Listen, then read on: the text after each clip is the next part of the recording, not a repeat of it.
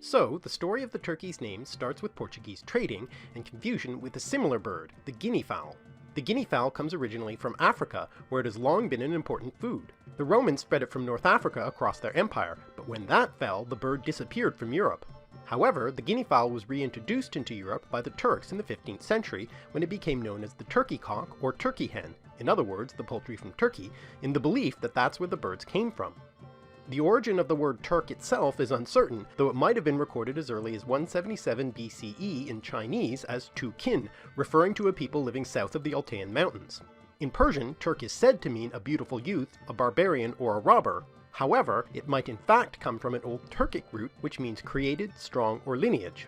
Oh, and turquoise also comes from the country's name for similar reasons of trade, and was sometimes called Turkey stone or simply Turkey. Speaking of trade, it was the spice trade from India that was the real prize commodity at that period. The Ottoman Empire and the Venetians had the direct route locked up between them, and were thus making a mint from selling the eastern spices to all of Europe. But the Portuguese decided on an altogether more adventurous plan to reach India entirely by sea, by sailing around Africa, and after Vasco da Gama's explorations at the end of the 15th century, they started shipping spices back from Calcutta, India to Europe. They traced their way along the coast, and would of course stop at various points picking up other commodities that were available, including the guinea fowl from West Africa. So they brought them back to Europe as well, along with their haul from India. Well, the Portuguese realized what a gold mine they were sitting on. Almost literally, in addition to spices from India, they picked up gold, ivory, and slaves from West Africa. So they did what any emerging capitalist venture would do: keep the details of their trade routes and sources a corporate secret.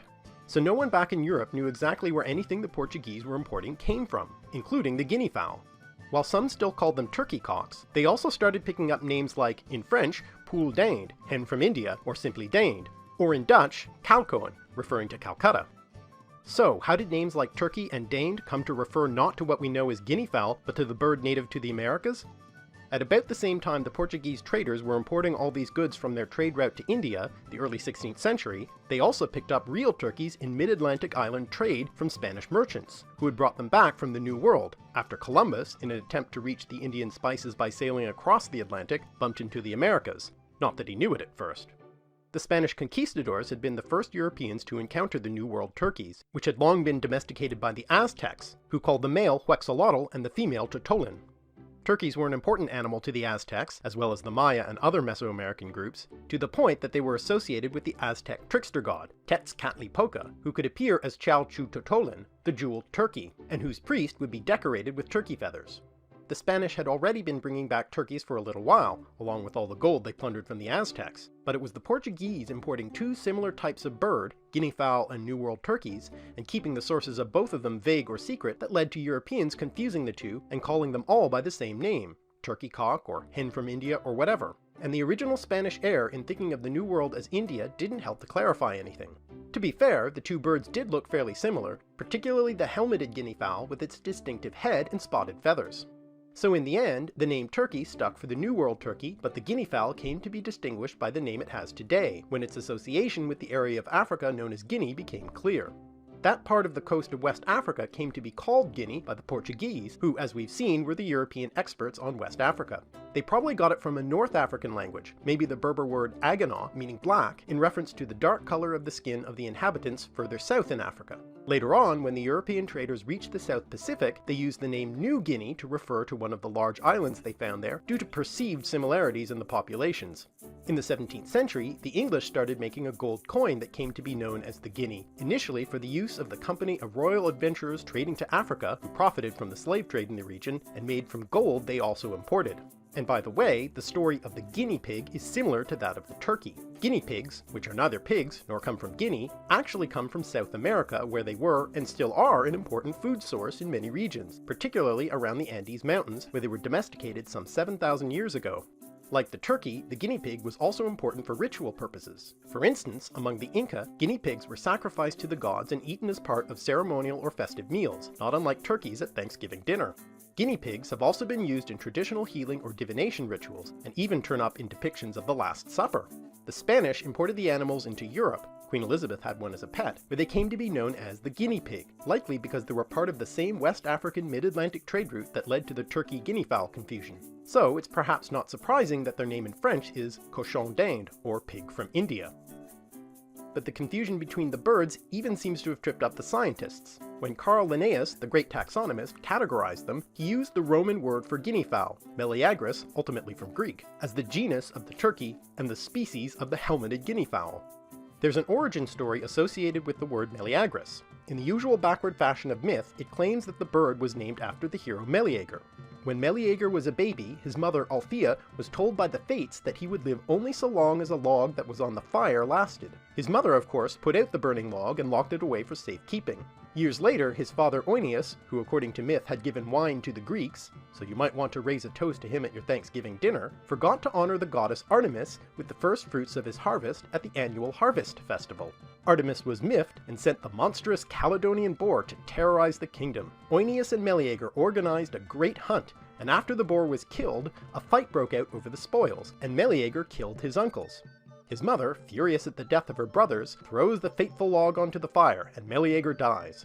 His sisters, wearing black outfits of mourning, are, in their grief, transformed into birds, their tears becoming the spots on the bird's feathers, and that's the bird we now know as the guinea fowl.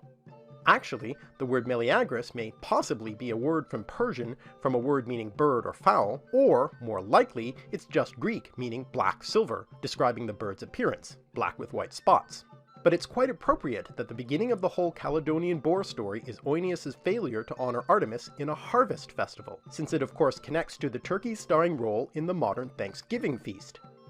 But getting back to the New World turkey, though the turkey is often associated with the early Thanksgivings in North America, today's domesticated turkey descends from the Aztec domesticated fowl that was brought back to Europe and selectively bred there, and was then introduced into North America by the English colonists, who saw the wild turkeys in the new land as being similar to our English turkeys, effectively appropriating the turkey as a European animal.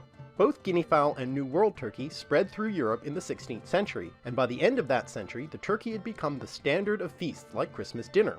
William Shakespeare even mentions the turkey a number of times, including figuratively of a proud or arrogant person.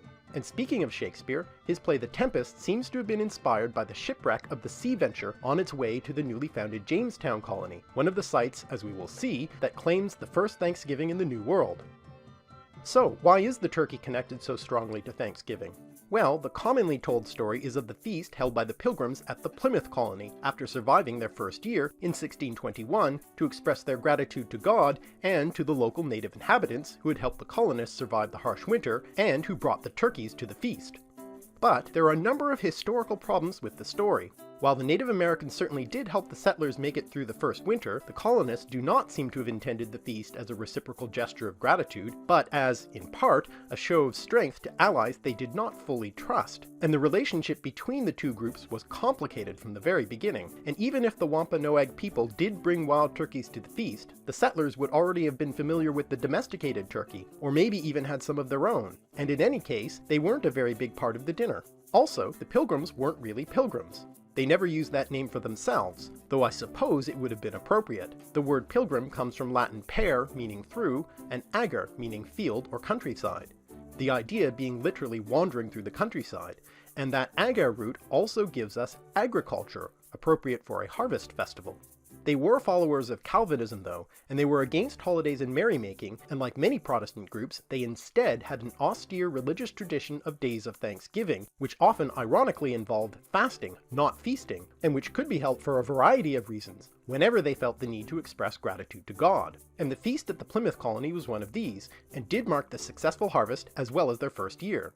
But that first feast did not begin a yearly tradition. It was a one-off event, nor was it even the first day of Thanksgiving held in North America.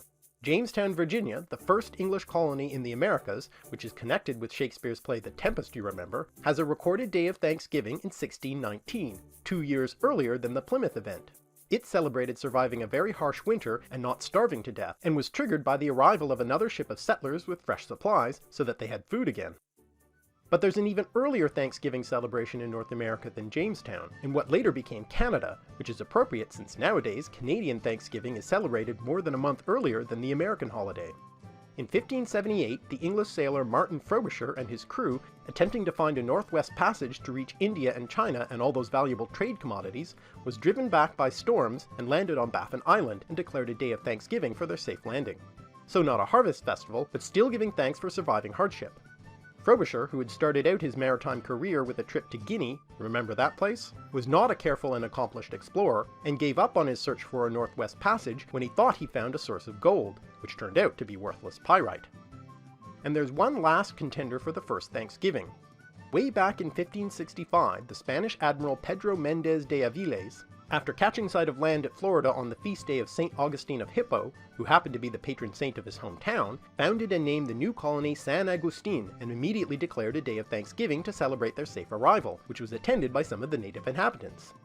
St. Augustine, by the way, is held up by the Calvinists as having laid the groundwork for the Protestant Reformation, so I guess that brings us back to those so-called pilgrims.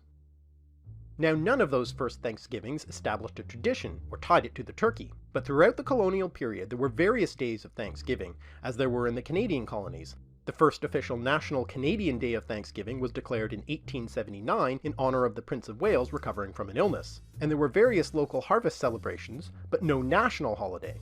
However, a tradition of a general harvest festival did develop independently in New England, held in November with a mainly religious focus. And that celebration tended to include turkey, because that bird had long been a feature of festive meals in England, replacing the goose and the guinea fowl as I mentioned earlier.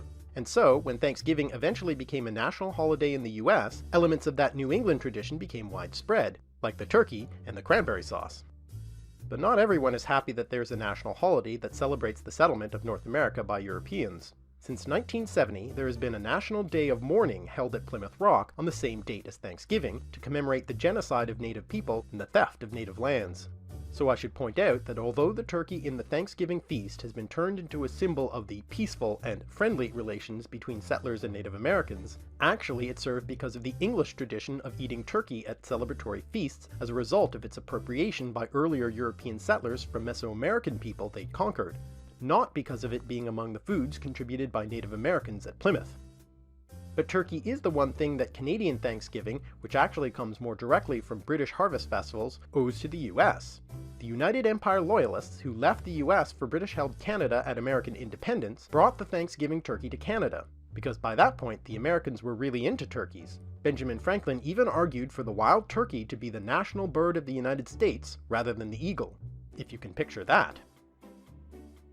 So, from first fruits at a harvest festival, to early trade routes to India and secret origins, to the search for other routes to the Orient, and the first feasts of Thanksgiving, to the appropriation of food and land from the First Nations, the story of the turkey's name is in many ways the story of the spice trade, and exploring it teaches us about Thanksgiving and its own origins in the many confusions, conquests, cultural clashes, and changes of that period. If you're sitting down to a Thanksgiving turkey anytime soon, try spicing up the dinner conversation with a peppering of etymology, and consider the unexpected twists and turns that brought you and it here.